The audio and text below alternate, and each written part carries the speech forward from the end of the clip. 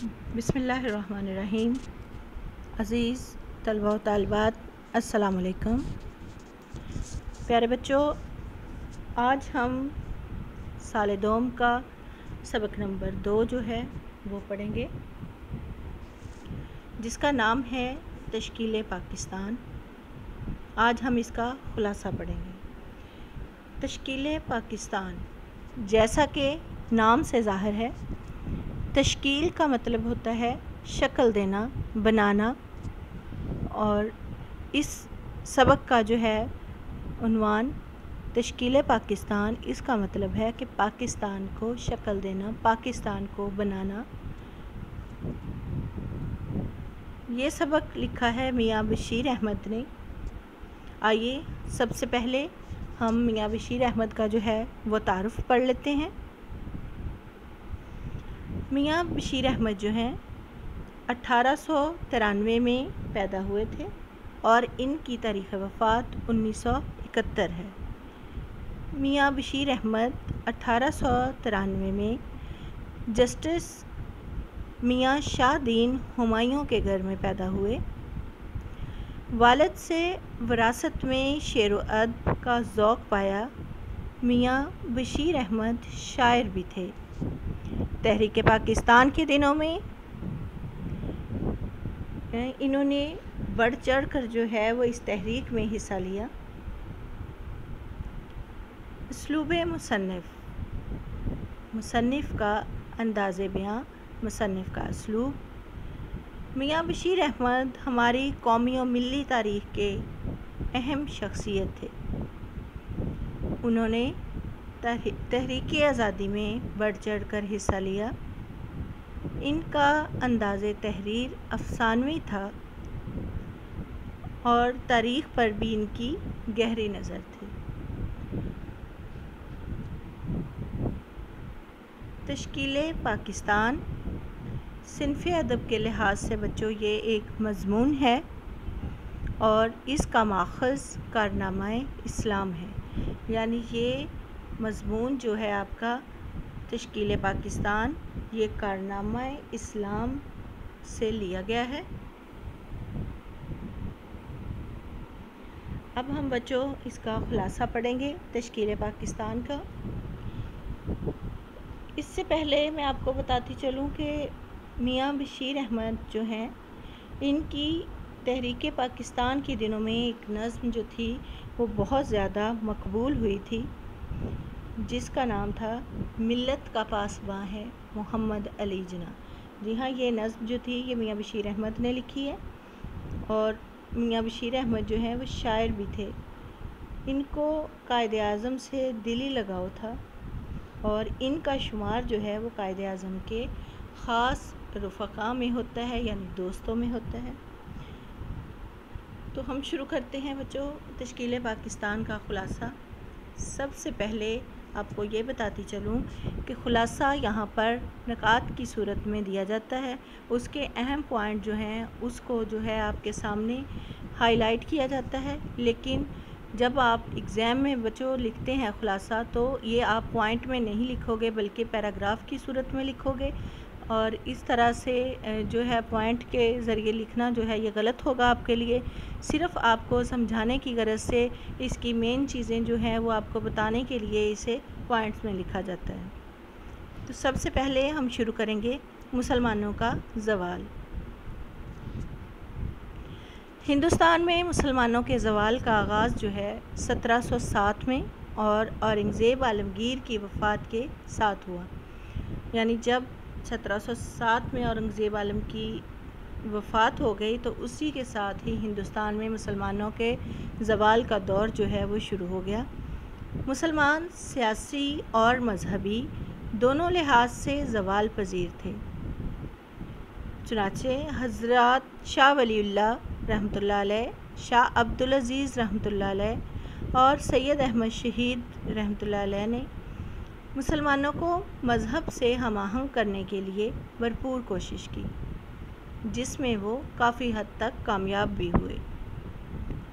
सैयद अहमद शहीद रहमतुल्लाह अलैह और उनकी फ़राइज़ी तहरीक मुसलमानों को سیاسی اور معاشرتی تنزل سے نکالنے کے لیے سید احمد بریلوی رحمۃ اللہ علیہ نے 1816 سے 1831 تک بھرپور کوششیں کی۔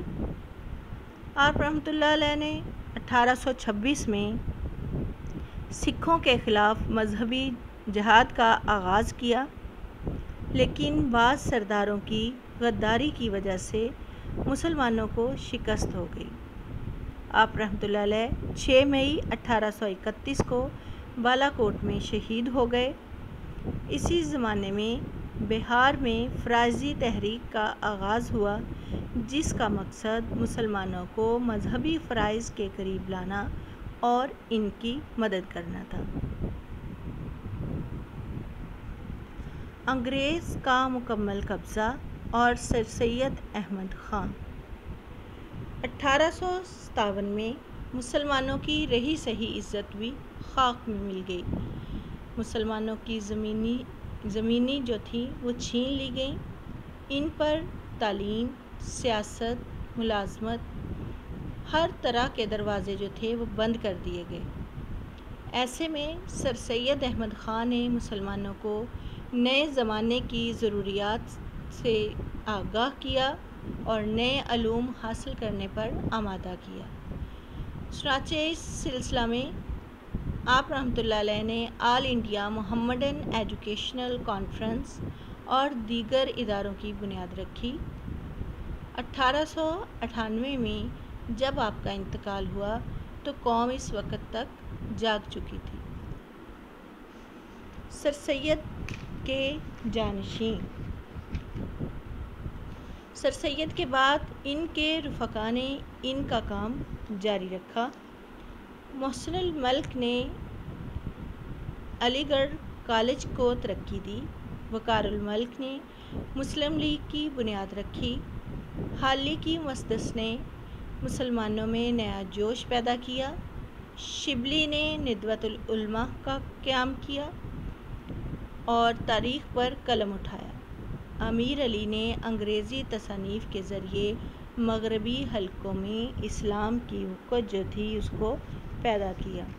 سب لوگوں نے جو ہے تحریک پاکستان جو تھی اس میں اپنا اپنا کردار جو ہے وہ باقاعدہ جو ہے پراپر طریقے سے ادا کیا۔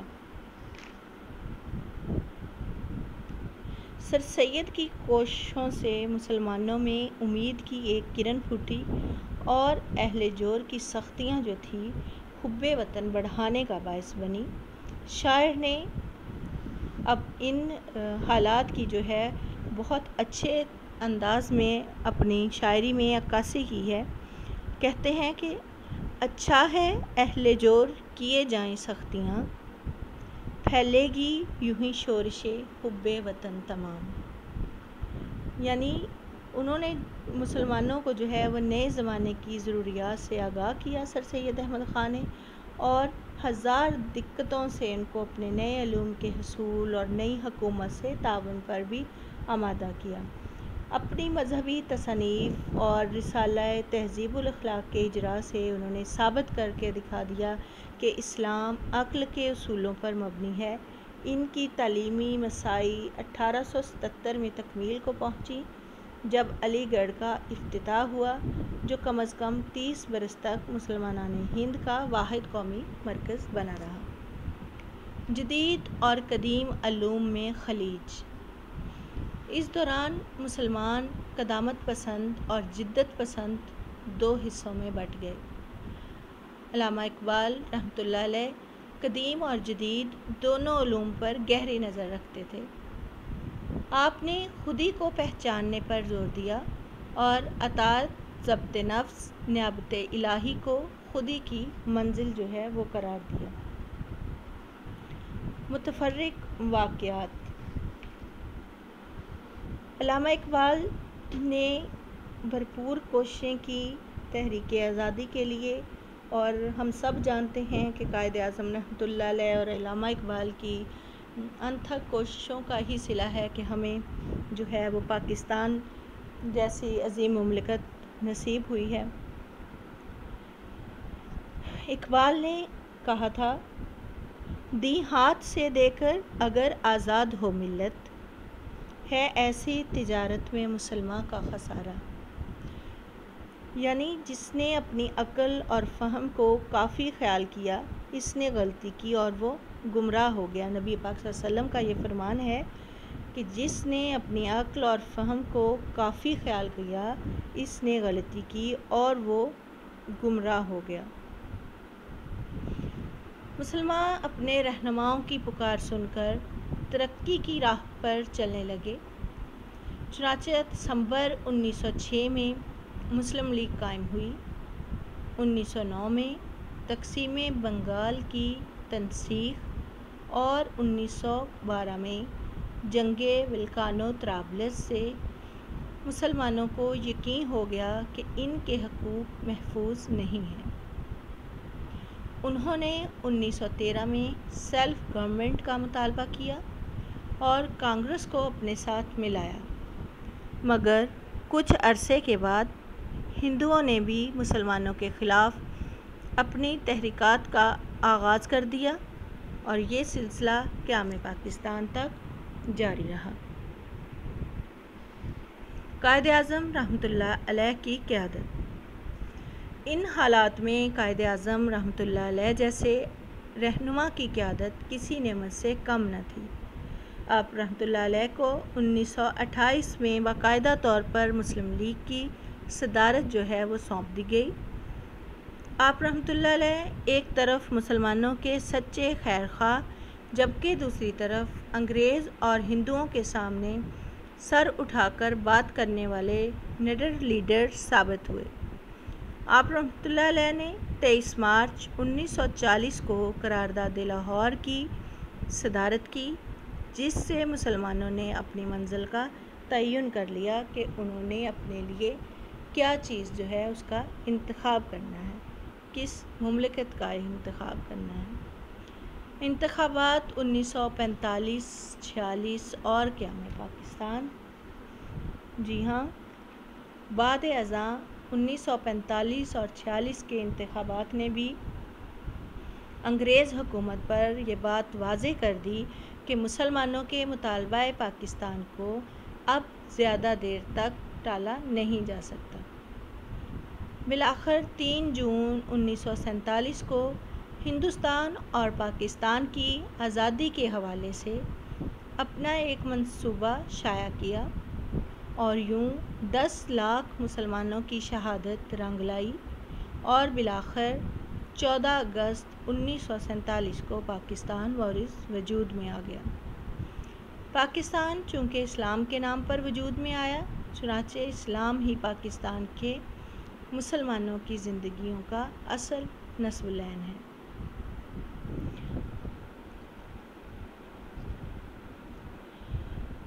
سر سید کے رفقا نے ان کے کام کو جس جذبے سے آگے بڑھایا اور اس کے بعد جس طرح سے باقی لوگوں نے اپنے تن من دھن کی جو ہے وہ بازی لگا دی، تو مصنف کا جو انداز بیان ہے اس سے بھی ہم اس بات کا اندازہ لگا سکتے ہیں کہ انہوں نے کس طرح سے اس سبق کی جو ہے وہ ترتیب دی ہے۔ شاعر نے کیا خوب کہا تھا ان تمام لوگوں کے بارے میں جنہوں نے اس کاوش میں جو ہے وہ حصہ لیا کہ دولت کی تمنا ہے نہ انعام کا لالچ، بس کام کیے جاتے ہیں اخلاص و وفا سے۔